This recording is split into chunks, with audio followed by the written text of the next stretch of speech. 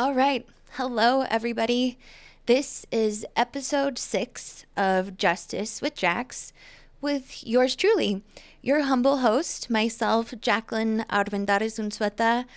Thank you so much for everyone who has been watching now episodes 1 through 6, including this one, for season 1 of Justice with Jax. And we'll talk a little bit more about the future. But as always, we are here today to talk about what's going on with the case Armendariz versus City of Colorado Springs, with the Chinook Center as the co-plaintiff of myself in the case. Today is Saturday, May 10. That's 284 days or 9 months, 10 days since the case was filed in U.S. District Court. And of course, it's represented by ACLU of Colorado, or the American Civil Liberties Union. And so episode 6 is Sometime with me, your humble host of this podcast, based on community and kind of current events, and the hope that we could tell a really important story and help people really understand the bits and pieces, because it is such a vast system, the legal system, of what it means to both have the lived experience of a civil rights case and just practically what does the U.S. District Court system look like from the inside like this when you're a lead plaintiff like myself. And so, as always, we are making a note of the timeline. And so it was striking to me to look up that it's been, at this very moment, 9 months, 10 days. And, frankly, it's been such a journey, a lot of highs and lows. It's May, and I'm going to do several plugs, but May is Mental Health Awareness Month.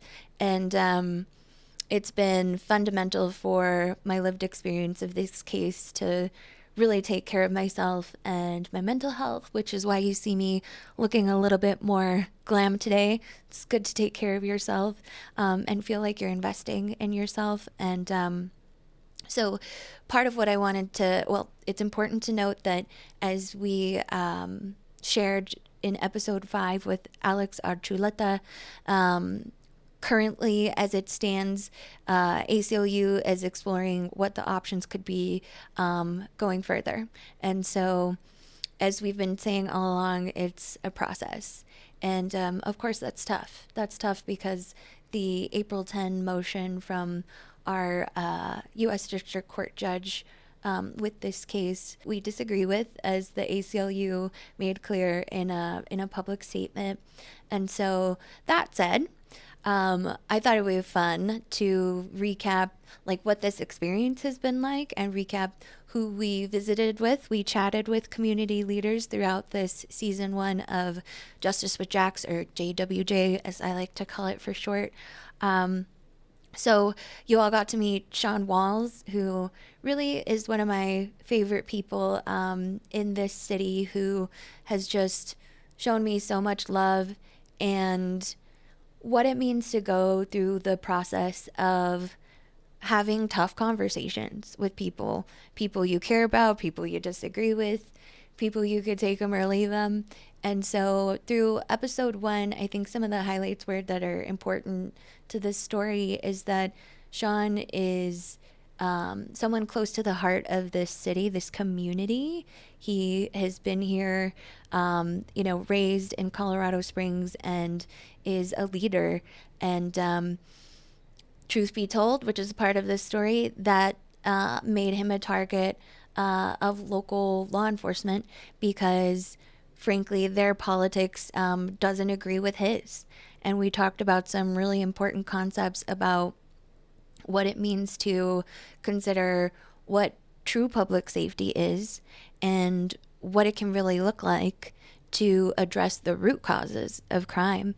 And so here's a good opportunity to shout out the men of influence and the women of impact, who really, in my eyes, in this community, they're doing some of the work that it takes on a grand scale. So it's going to take everybody, this entire community, to address the root causes of crime, right?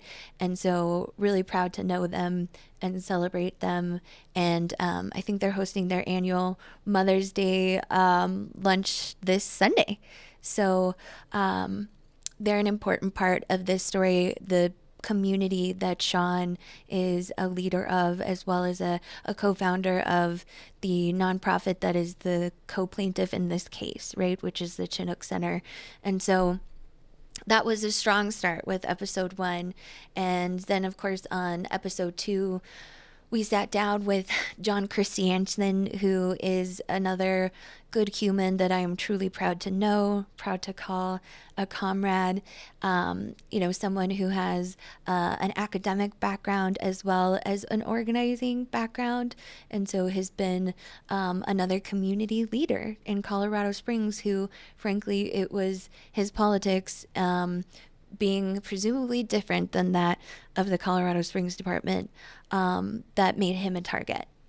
And so in our conversation, again, we talked about important concepts like the history of, frankly, the police spying on and interfering with activism that doesn't seem to align with their politics. Because this is part of the show, is saying, whether some people want to admit it or not, to say that politics is apart from policing is a lie. And there is a reason why as far as I'm aware, all the police unions, perhaps the majority then, of police unions in the United States have been endorsing someone like Donald Trump to be, again, the leader of the free world and, create devastating impacts for our entire country. Once again, 2.0. Why would you want that? So John was an important piece, especially with his kind of sociologist background of talking about that history. And so I try to put info links in the caption, so would make this a reminder for you to check out some of the links on that episode if you like history, again. And so let's see, that was episode 3 coming up then with Charles Johnson, who, just because of the nature of everything that's happened, Charles is yet another community leader who I'm so proud to know, and just grateful to see the people younger than me getting involved and really committed to being on the front lines of social justice and doing all the work they possibly can within their reach to live up to something that, it sounds simple, it's obviously not, but I think if we can talk about it more and hold it in our hearts and in our minds, but the idea that a better world is possible. Is it going to take a heck of a lot of work? Absolutely. But in episode 3, I think Charles and I had a good time talking about what that work means and just what community means. And that's another organizer who is from Colorado Springs, knows the people down the block and is willing to advocate for the people in his community just out of love.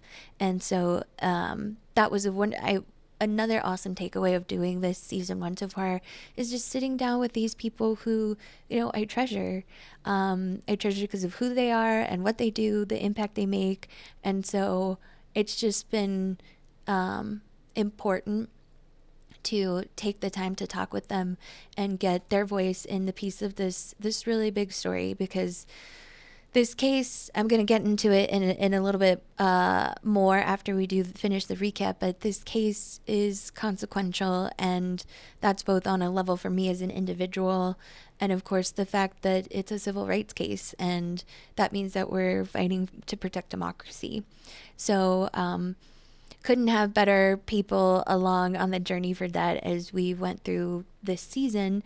And so that brought us to episode 4 with Nathan Shulkin, who this is cool. I love that I get to say one of my favorite abolitionists, because I know more than one and they're really amazing people.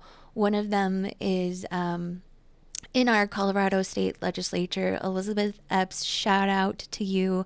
If you're watching this, oh my God, thank you. She has been a personal inspiration to me and is one of other folks in Colorado that have been represented by the American Civil Liberties Union of Colorado to demand police accountability when they abuse their power. That often goes unchecked. And so Nathan, one of my favorite abolitionists and a community leader here in Colorado Springs, with Black and Pink Southern Colorado, which is an incredible organization that really, if you haven't watched episode 4 with Nathan, watch it, because if you don't know what Black and Pink is and the work that they do, then I think you will find your time well spent learning from our conversation in episode 4. And shout out to Nathan, because I loved the book's idea. Books are our friends, so hence you see some of my favorite selections in front of me for my bit of storytelling in this episode 6. And then so Alex Archuleta, who was episode 5, couldn't have a better person to hold space in talking about really what was the devastating dismissal of the case that was granted by the U.S. District Court judge on April 10. It's one of those moments where you can't possibly fathom it until you're living it, and just the pain that it causes. And I've just been a bit off since then, doing what I can to take care of myself. And so the fact that in episode 5, Alex and I got to talk about Chicano history, shout out, OMG. Again, couldn't have a better time with that, and holding space with that, and just the purpose, the mission behind this show of helping people know and love their community better, build their community more, I would say. So Occupied America right there. Check that out if you want to know more Chicano history, and definitely watch episode 5, because we got to touch on it a little bit, but it really should be its own podcast. There's probably a few already, so come on this show, then I'll go on that show if you have a Chicano history podcast, anyone out there watching. And then finally, that brings us in JWJ season 1 to me. So I think what I wanted to share in part of this storytelling that is so important is kind of the internal impacts on my life, and then thinking about it a bit externally as well. And internally, one thing that I would name is going through this journey of being a civil rights plaintiff in the United States in the year 2024, with everything that's going on. And yes, I definitely mean the Trump trials, right? Because that's a plural, has been incredibly painful and jarring and disorienting. And most of the time I try to look for balance in the world these days. And sometimes, you really got to put in the effort to make or find your own, I've learned.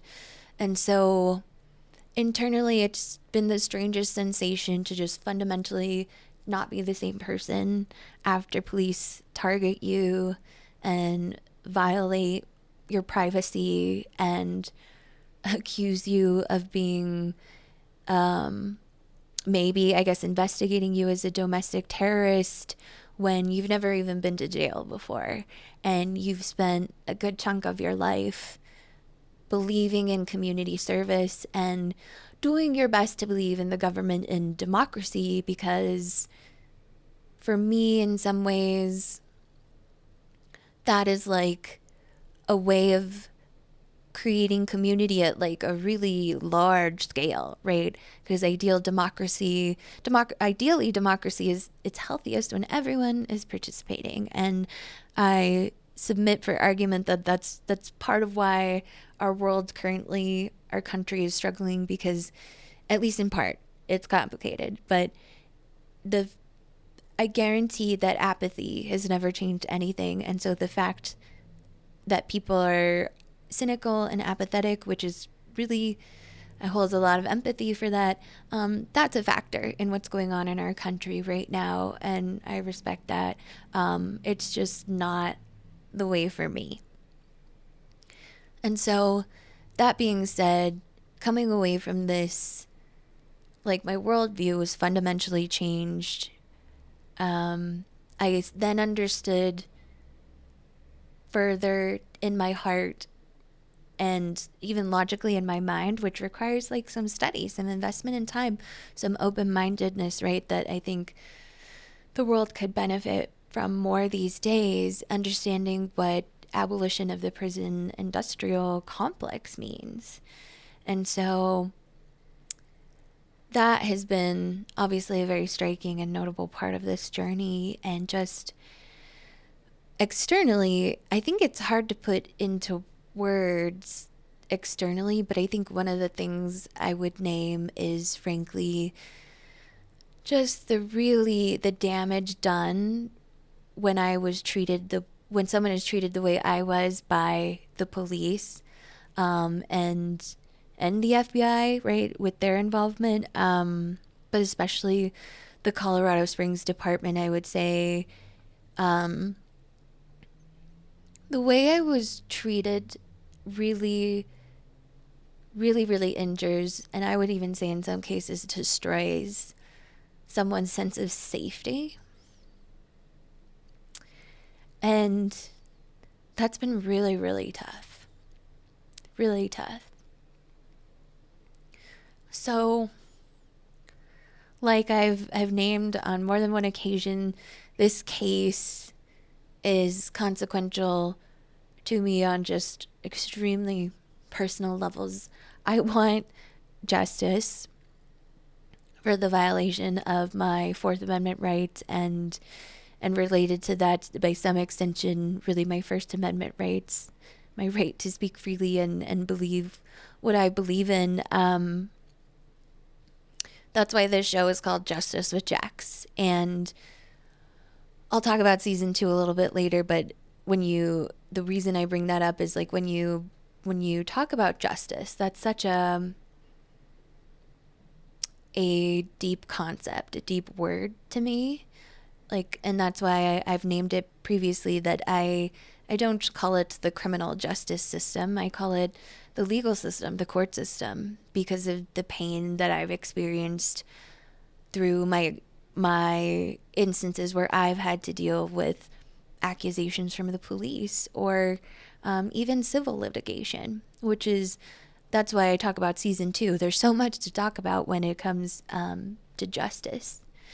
And so when I say I want justice, I think for this episode, I wanted to just say from my heart, I couldn't encompass everything that justice means, but I can name at least part of what that is in my own heart and in my own mind. And for me, like I said, it's abolition of the prison industrial complex, and that'll take some work and thoughtfulness and conversation, and I'm going to get into a selection I want to share to uplift that. But it also means to me that, like, you see my shirt here, housing is a human right. That's what it means to me. It means to me that I live in a country where I am not targeted by police because I believe that housing is a human right, because it's something that the current president of this country says, that the U.S. Secretary of Housing and Urban Development, it's something she says, and it's something that we need to embrace as a country, ideally as a world, when we can look out the window or look in the mirror and understand really painfully what this country's housing crisis means to us. So I want to live in a country, I view justice including living in a country where no one is allowed to be punished for believing that housing is a human right or be targeted by police for saying something like that. And that also includes not being targeted by police for believing that Black Lives Matter and that white supremacy is domestic terrorism. And that's something that I've experienced in this community of Colorado Springs, that straight up, the fact that I have said that white supremacy is domestic terrorism has led me to be criminalized and retaliated against more than once in the legal system here, which, by the way, most of that would happen either in the 4th Judicial District here in Colorado or, maybe the city of Colorado Springs. I haven't much dealt directly with the sheriff's office in Candor. So, that being said, what a mouthful, but that's part of what justice is to me. And again, I named it before and I'm going to name it again and again, because if you know anything about talking to people, which I would like to be able to be helpful with any skills I have there, just talking to people, because like I said, the world needs, if we're going to go forward in a positive way, the world needs more of that. And if you know anything about people, then you need to really repeat your message, and it might stick after a while, frankly. The kind of systemic change we're talking about, it's not satisfying, but it doesn't happen overnight. And so what I'm going to repeat again, sorry if I built up the tension too much, but justice to me is the belief that a better world is possible. And that can come in so many ways. And so that's why I am committed to doing what it takes in whatever ways present themselves, including what could come next with Armendariz and Chinook Center versus City of Colorado Springs et al. And so this is where I have in my notes, because it's worth repeating, like we've been discussing, that May this month is Mental Health Awareness Month. And so I want to say that everyone listening to this, dramatic pause to get you to pay attention, is that just from me, your neighbor Jax, here in Colorado Springs, in Colorado, in the United States, on planet Earth, your neighbor Jax is taking this moment to remind you to please take care of yourself, because you are worth it. It's tough out there, but there's no denying that you're worth it. And so that leads me to what I wanted to spend some time sharing in our episode 6 recap as well, is I'm a firm believer in the attitude of gratitude approach. And I really, really deeply want to give a heartfelt look into the camera for the YouTube peoples. And if you're listening to this, take a moment and feel my energy. I want to say thank you. Thank you if you're listening to this, and a big, big thank you. I couldn't possibly name them all, and that's what I consider rich.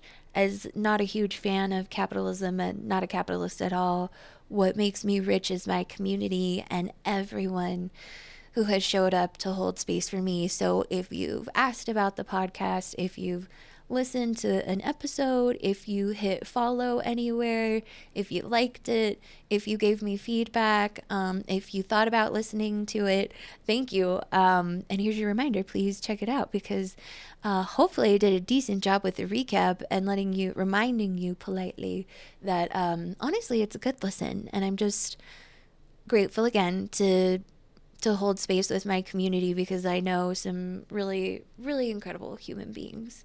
So if you sat down for a meal with me, took me out to dinner, because sometimes I'm not great at feeding myself, or we went on a walk or a hike, or I'm a big fan of hugs. So if you gave me a hug, especially if you're not a hugger, but you snuck one in for me, thank you so much. Because you know what? I hope all of those examples got people listening to this, watching this, your good brain chemicals flowing, because those are all real examples of what people in my community, my family, have done for me, really holding space for me when it felt like I couldn't hold space for myself. Because I don't know, 6 episodes, I think I'm taking this pretty seriously, and that's a segue into naming a little bit more, and again, why I take this so seriously.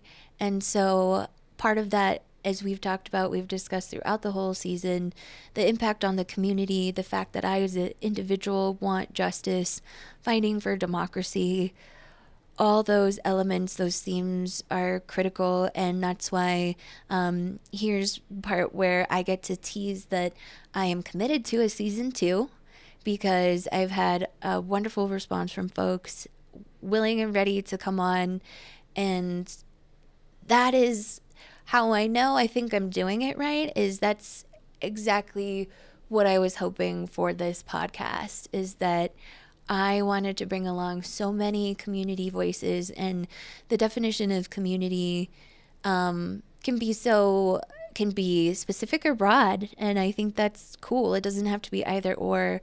So I'm very excited to share that I have really cool people who I treasure and value lining up for season 2.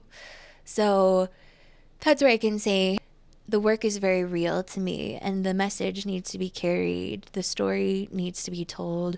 And so that's why, again, I appreciate everyone listening. And as much as I can smile for the YouTubes, again, this has been a pretty heavy weight to carry, and people have helped me carry it, including the awesome people at ACLU of Colorado. And so other than that, I want to make sure that I make time to plug a little bit more about abolition and the concepts that go along with it, because one of the things that I think I've mentioned on this show before is just the idea that these days we have a bit of a bumper sticker mentality. It's tough to talk to each other sometimes, and with our digital diet being like 24/7 and 30-second reels, etc., I'm not gonna lie, like my attention span suffers sometimes, right? And so something complex like the concept of abolishing the prison industrial complex, you're not gonna put it on a bumper sticker and have it stick on the first try. And so that's a part of season 2. I look forward to diving into these deeper context and themes and helping folks understand where this community of abolitionists that exists in Colorado Springs, at least in part, is coming from.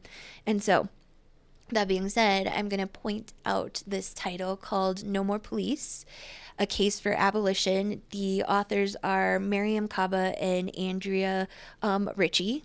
And so I am making my way through this. It's been important for me, but I'm admitting I'm going slowly. It's a lot to take in, and it's been important to this journey of where I've been with the harm, frankly, that I know I experienced with my interaction with police. And so one of the things that this book is talking about, see, it's pretty thick, is the idea of changing like language matters, and kind of shifting our thoughts and paradigm, and the idea like no more police. That's 3 words. And I think that's kind of a bumper sticker way of referring to it. And it's an important starting place, but no more police can be scary for some people. And I understand that. And so this book is, I've been a good read to challenge the feelings of fear that people might have when you think, well, no more police. How is that even possible? Crime is going to run amok. That is impossible, right? Well, as abolitionists, we're asking the world to think a bit differently. And so I have a portion here that I wanted to share again from the book No More Police by Miriam Kaba and Andrea Ritchie. So the idea that without police, society would fall into complete chaos. That idea that exists out there. So there is actually an example in real world history.